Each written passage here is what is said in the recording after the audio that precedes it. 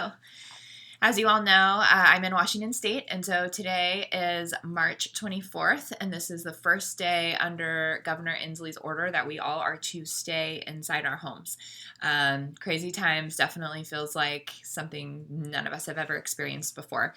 Today I wanted to take a moment and just address this mortgage suspension stuff that's coming out all over the news. I've been getting a lot of questions about people saying, hey, federal government has been announcing that Fannie Mae, Freddie Mac, FHA, those types of investors are thinking of suspending mortgage payments. And so I wanted to take a moment to just really explain how that's showing up and kind of what really is meant by that.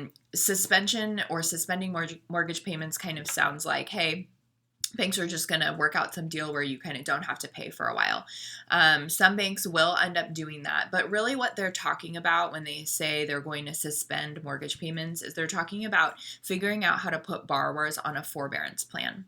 A forbearance plan is where you and your particular servicer agree ahead of time that for a certain length of time, what we're seeing right now is about 3 months is where lenders are starting, but for a certain length of time, you and your lender agree that you're not going to make mortgage payments for that period of time. That is what a forbearance plan is. The most important thing I want to convey is that you want to get the terms of your forbearance plan in writing. Right now, it is not enough for your lender to just tell you, hey, yeah, everything's taken care of. We put your information in the system. You're on a forbearance plan.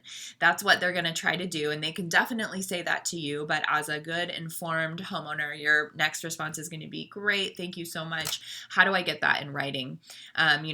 I don't want to see a lot of homeowners in 3 months say, hey, they told me I was on a forbearance plan, but then it turns out I wasn't, and now I'm, in trouble. So if you end up on one of these forbearance plans that's coming out, make sure you have the document in writing. If you're having trouble getting the document in writing, or if they're telling you they sent it and it's not showing up, or you're having trouble just getting them to do that in any way, give me a call and we'll see what we can do to figure that out.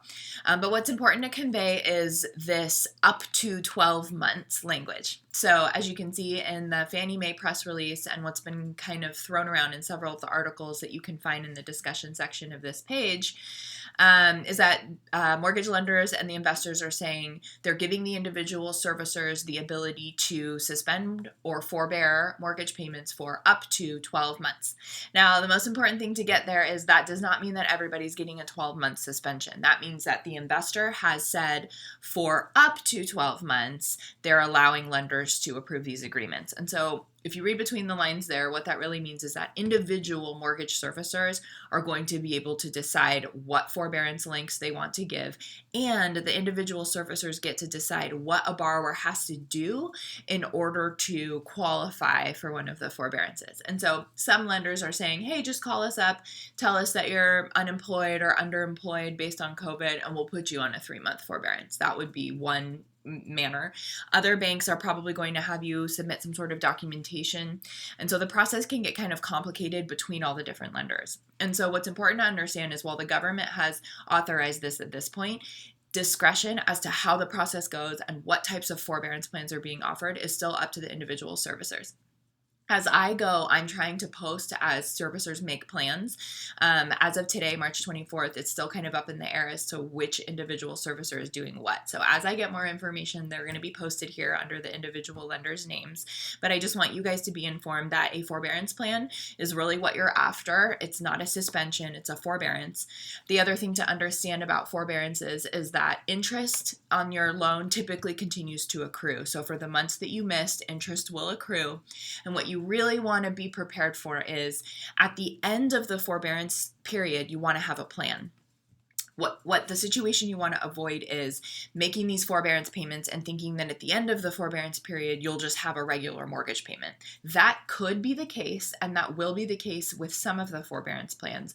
But like with SLS, what's happening now, watch that video, it is possible that at the end of the forbearance period, the lenders would require that all of those payments you missed be paid all at once. Not for all lenders, but that could happen. And so if that's how your forbearance plan is going to work, you need to be prepared even before your forbearance plan comes to an end to quickly apply for either a loan modification or a repayment plan so you don't get hit with a huge total amount due at the end of the forbearance plan.